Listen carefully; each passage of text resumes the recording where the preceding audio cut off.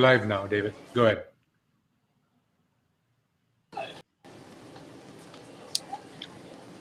David, go ahead. You're live.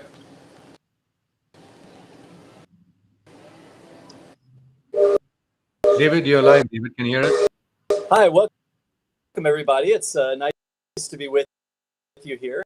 So I'm David Metcalf.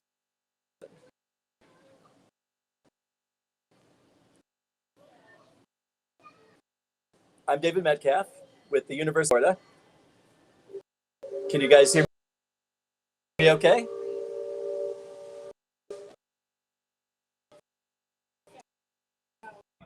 You're breaking up a little bit. Can you guys? How about now? So I think Dexter, why don't you go live, and then we'll yeah, bring you back. I think we lost David. So since we're live, hi everybody. Thank you, Punacha. Thanks, Sharad. This is really an exciting event and sort of inaugural one to be part of. That was David Metcalf. We're part of the University of Central Florida. I'm based in Lake Nona. I am the Chief of Artificial Intelligence at the medical school. And I think what we really want to do is talk about our experience, and at least my experience and David's experience in building community artificial intelligence projects. I mean, I enjoyed the morning. I really enjoyed this entire event. And I could introduce David, but I hope we get to see him again. Let's see. So Dexter, I think what we can do is you can start, and then we'll bring him back in again. And then, if not, okay, we'll be David for the afternoon. We'll be virtual beings filling in the blanks. Let me put this in perspective. So, University of Central Florida. I'm from Trinidad, but I moved to Florida maybe 25 years ago. UCF didn't even have a medical school 25 years ago, right? UCF now has a football team. Apparently, I'm not a big fan, but the Knights are. We have a brand new medical school. And I think I went to Penn, which was one of the first medical school, which was the first medical school, I guess, depending on who you ask at Columbia. But you can't change much in Penn, and I really think the opportunity here is in a brand new curriculum. It's only been 10 years of UCF Med School. We can introduce some of the things that I would like to talk about today, to really make what everybody has been saying thus far, a reality in the community. Does that make sense? So let me share my screen. How do we share our screen? So share screen. Make this white screen. Okay. Can everybody see this presentation, I guess?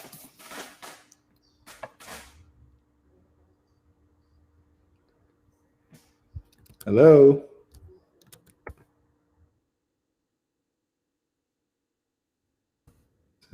Are we seeing the presentation? Yeah, we can hear you, and the slides are showing.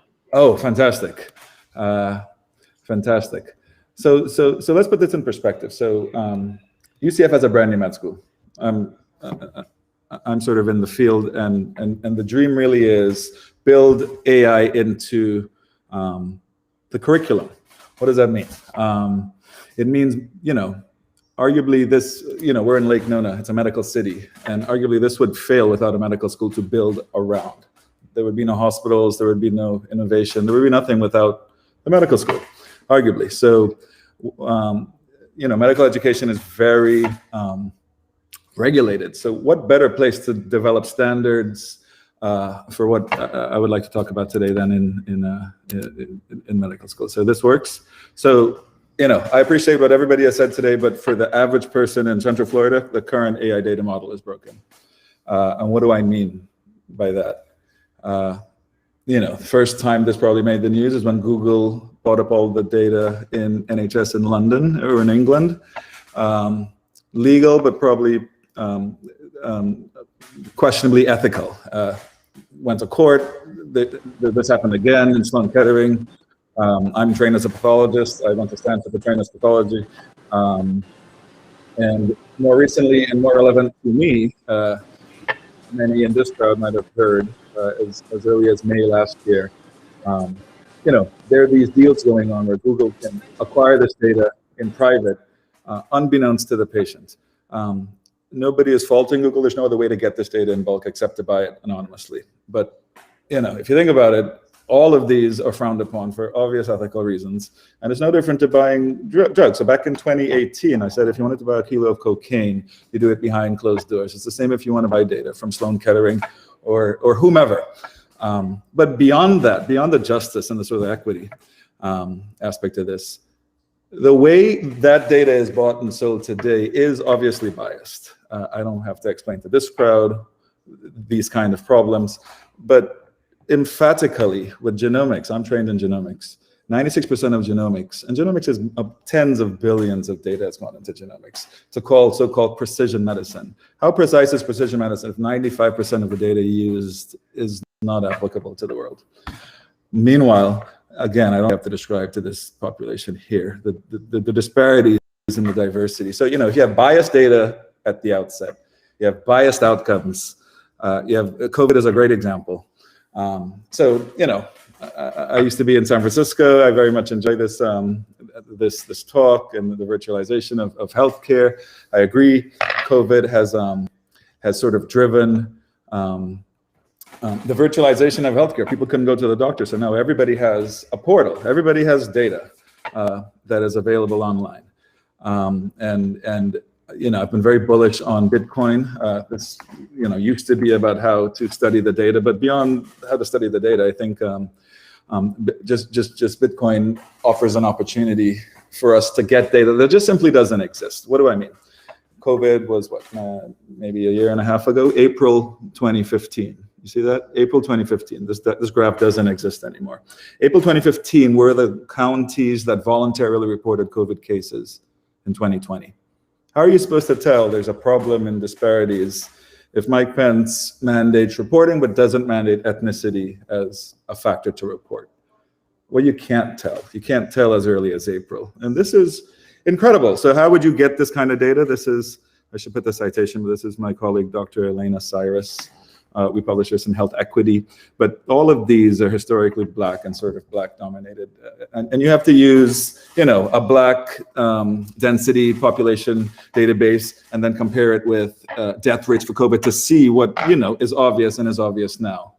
And if you apply that to AI and data, forget it. This is lost. This is the images for COVID-19. AI is all about visual cognitive, convolutional neural networks for image recognition. And if you were to go build a training model for AI today for COVID, something as prevalent as COVID, no doctor would care for the labels that exist in the public domain today. Nobody is asking if it's MERS or SARS or varicella or influenza. Yet if you hit run, on these competitions like Kaggle that have these data sets as though they're important, you get very nice, RSCs depending on what you're looking at. This administrations have changed. It is incredible the amount of money that I've been saying this for a long time, since 2017. But now, as recently as last year, NIH is saying this is a big problem. COVID is a great example. This kind of obvious disparities in these Black counties that it's a big problem.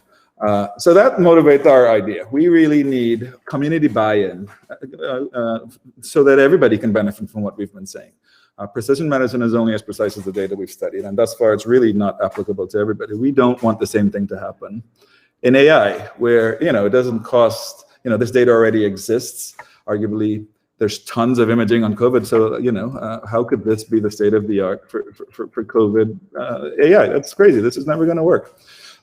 So I have built, in this new medical school with this new idea to build a community aspect of AI, and we've built and partnered with companies that, do this regularly for clinical medicine. One of them is Health Gorilla. Health Gorilla is a HL7 Fire company that gets, interoperable information from Health Gorilla. The other one is Teleray, which is for DICOM. And the idea is, we get informed consent, we use Facebook, we use incentives, we do community research to get images like this so that machine learning algorithms can predict, important things like asymptomatic, like most COVID patients, but more important things like ICU bed use. This is sort of hindsight in 2020, but wouldn't it be nice to be able to do that for the next pandemic? Again, I'm from the medical school. I think this is an opportunity to use medical students to do this kind of thing. This is what medical students do. They go out in the community, they get data, they talk to people, they have signed sheets called informed consent and medical release. And we want to kind of scale that. We want to put that in the cloud. Who else wants to do something like this? Well, Tesla. This was from 2018. Tesla does this with, data from the cars. They've got 1 million Teslas driving around. One of them jackknifed on I-95 here in Central Florida, not a few years ago. They go back, they look at these images, and they fix their unit test so it never happens again. I don't see why we can't do that for medical imaging and do it. COVID is interesting. There's a lot of COVID. It's just a proof of concept. But the idea would be, medicine and medical education and the virtualization of medicine, the standardization of medicine to meet, a modern, modern problems like COVID allows medical schools to play an important role. Yet I don't see a lot of medical schools doing this kind of thing. So I think with that, we would leave it there. I touched on a number of topics. I hope David is back. Is David back? And we can, kind of discuss. Oh, fantastic. Yeah, I'm back. If you can hear me. Thank goodness. I hope I didn't go too long. But that's sort of the backdrop. Great overview. Great overview, Dex. It's so good to have you present this audience. Hopefully you can hear me okay.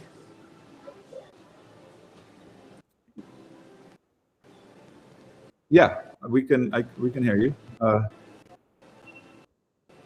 Dex, can you hear me okay? It's great to I think your David's presentation, having and to of course welcome you to Central. I wanted to also welcome Deepak and Punata to Lake Nona and to all of the great things that are going on in Medical City and the new Verizon 5G lab and innovation hub, as well as some of the other innovations going that combine AI, blockchain, community health. We see in the shadow of what's often healthiest and happiest community in the world. Disney likes to talk about being the happiest place on earth. We're looking for. We love having Deepak and the messaging from the earlier today too, about both equity and also about the overall opportunities that are present within this living lab of a community, whether it's the wellness home built on innovation and technology, whether it's AI technology, whether it is blockchain technology for privacy, for equity, for immutable records. These are all these emerging technologies that are coming together. It's been great to be able to work with you on this NIH project to do so.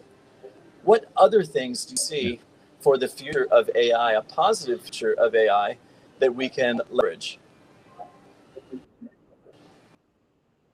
So again, I think the newness of Lake Nona, our hospital was just built, right? So there's no problem like records to deal with retrospectively in a community like Lake Nona. So the prospectiveness of here gives us the ability to do things, I think, differently. You couldn't do this in some of the places that I've trained at and have been at. There's no way. So for instance, the idea that, there is a multi-billion-dollar app store, and outside of arguably Apple Watch and some other, highly vertical platforms, there's nothing except very basic apps that give you your medical records. You can't imagine how difficult it is to actually get these images. You're pretty much going through CDs. At least you can go through CDs and get them. So let's go through CDs and get the images and start, building models, breast cancer models, prostate cancer models. I trained as a pathologist. I think the money in the future is really about digital pathology, which is also an emerging field. So, we're looking into that kind of,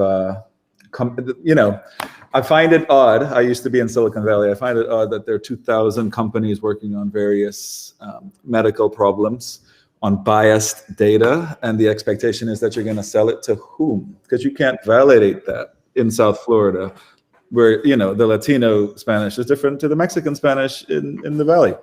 So I really love the metaphysical and sort of. If you ask me, medical knowledge is very structured. The LCME structures our medical knowledge, and I think what we should be thinking about, and what people like me could think about, is what a curriculum for AI looks like in medical school. Right? Digital pathology, great example. Like you don't even look in a microscope anymore. Everything is digital today. There are like 20-inch screens in the anatomy lab. It's insane, or 40-inch or whatever, just ridiculous. And it's no different to how it was 20, 30 years ago. So I think community buy-in. I think diversity, JEDI, right? So justice, equity, diversity, and inclusion. We can talk. We can talk about some of the problems. It costs $250 on Facebook ads to get one person to sign up for this study. That's a huge problem. I should just pay them. We should just pay them, and that's not even a diverse community, right? You know what I mean? So there. Dex, I had a question for you. As maybe if you paint a vision, since I live in Lake Nona, I understand this community really well. I think when you look at today about trust and transparency, and I think people AI for good. Do you have a vision of how communities can come together so we can actually optimize our learning, right, as a community? Absolutely. So the reason I show the pictures about Google and HCA and Sloan Kettering is not because it's illegal. It's quite legal. There's no other way for these people to get the data, and that's a shame because again, there's $10 trillion in app store revenue, and none of them really focus on informed consent outside of that Apple Watch study and these heavily vertical studies from Apple. Fantastic.